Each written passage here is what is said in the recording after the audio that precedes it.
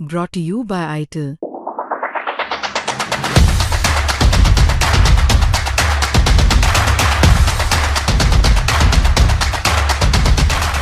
ये 18 तारीख को 18 अप्रैल को थाना बड़गांव क्षेत्र में एक डेड बॉडी मिलती है।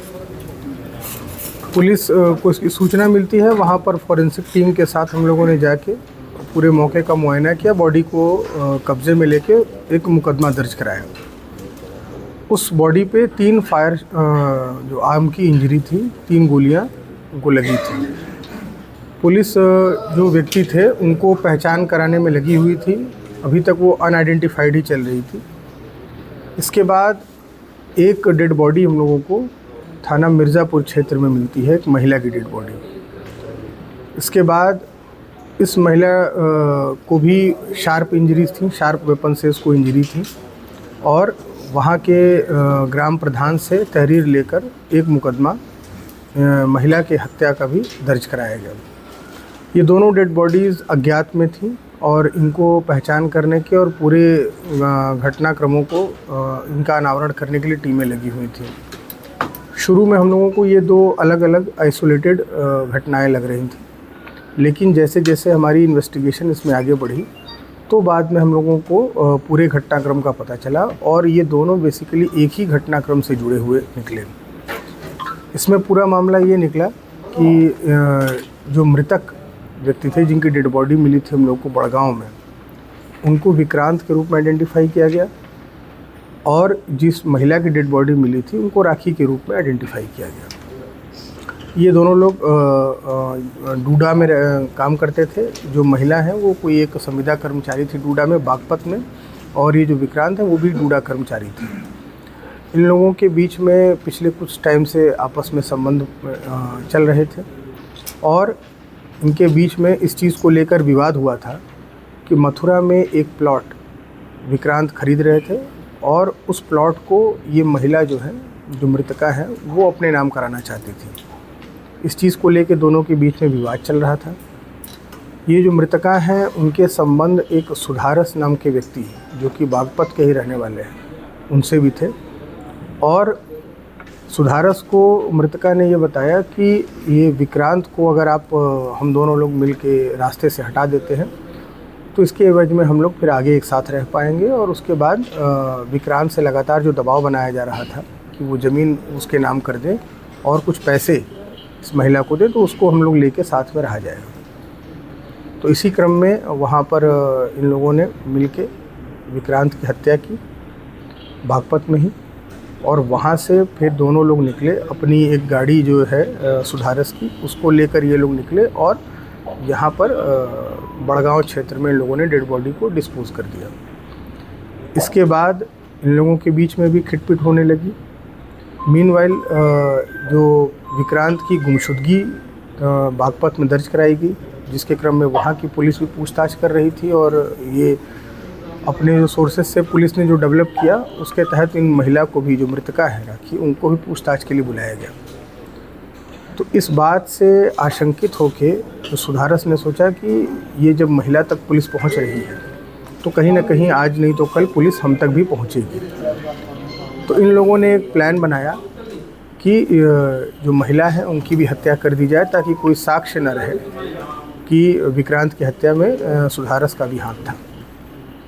तो फिर एक प्लानिंग की गई।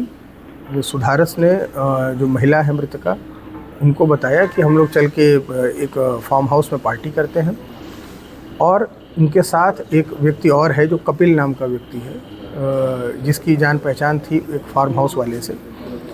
तो एक तीनों लोगों ने मिलके एक पार्टी करने का प्लान बनाया, परंतु इस पार्टी करने के प्लानिंग के पीछे जो उद्देश्य था सुधारस का कि वहीं पे जाकर इस महिला की हत्या कर दी जाएगी। वहाँ पे जब ये लोग पहुँचे फार्म हाउस पे, वहीं पे महिला की हत्या कर दी गई और उसके बाद वहाँ से एक जो नेक्सॉन गाड़ी है जो कि कपिल की है, वहाँ से उस गाड़ी में बॉडी को डालकर जो वहाँ पे उसको डिस्पोजल किया गया जहाँ पे हम लोगों को मृतका की डेड बॉडी मिली थी। इसके बाद वहाँ से ये दोनों लोग फरार हो गए। जो विक्रांत की हत्या हुई थी वो लाइसेंसी पिस्टल जो राखी के नाम से थी 32 बोर की, उससे की गई थी और जो राखी की हत्या की गई वो हथौड़े और चाकुओं से की गई, जिसको पहले से ही सुधारस ने इकट्ठा करके रखा हुआ था। इस संबंध में हम लोगों को जो दोनों गाड़ियां प्रयुक्त हुई हैं डिस्पोजल में, वो हम लोगों को मिल गई हैं। इसके अलावा जो राखी की हत्या में प्रयुक्त आला कत्ल हथौड़ी और चाकू वो बरामद हो गया है। जो खून से सनी हुई शर्ट सुधारस की थी वो हम लोगों को बरामद हो गई है। इसके अलावा जो सभी महत्वपूर्ण साक्ष्य जो इम्पोर्टेंट सीसीटीवी फुटेजेस हैं, जो सर्विलांस के थ्रू जो हम लोगों को साक्ष्य मिल रहे हैं, उन सभी को हम लोग संकलित करके इसमें आगे की अग्रिम कार्रवाई करा रहे हैं। कोई और भी शामिल था इन दोनों के अलावा जो लोग पकड़े गए हैं, कपिल और सुधारस, इनके अलावा कोई और भी शामिल था? नहीं, अभी ये इन लोगों का ही एक ग्रुप था, तो इस ग्रुप इन्होंने ही ये घटना की है। और ये फार्म हाउस एक व्यक्ति हैं देहरादून के, उनका था, और उनका जो केयरटेकर था वहाँ फार्म हाउस का, उसकी दोस्ती कपिल से थी, तो इसलिए उसने दोस्ती के नाते कपिल को चाबी दी थी।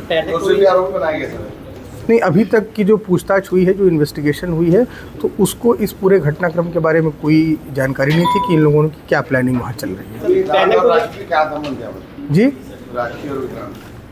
राखी और विक्रांत के संबंध थे, और इसके संबंध में राखी द्वारा ब्लैकमेल भी किया जाता था विक्रांत को कि हमारे कुछ वीडियोस हैं, और उसके बदले में पैसों की डिमांड की जाती थी। और हाल फिलहाल में जो मथुरा के, जैसा मैंने बताया कि एक प्लॉट को लेकर एक विवाद ज़्यादा बढ़ गया था, और राखी चाहती थी कि वो प्लॉट जो विक्रांत है वो उस महिला राखी के नाम पर कर दें, जिसको लेके राखी सर सुधारस को भी ब्लैकमेल कर रही थी, जैसा प्रेस नोट में लिखा गया फोटो को लेकर। देखिए, सुधारस से ये डील की जा रही थी कि अगर सुधारस और राखी ये दोनों लोग मिल के अगर विक्रांत को हटा देते हैं तो हम लोग इसके बेनिफिशियरी होंगे।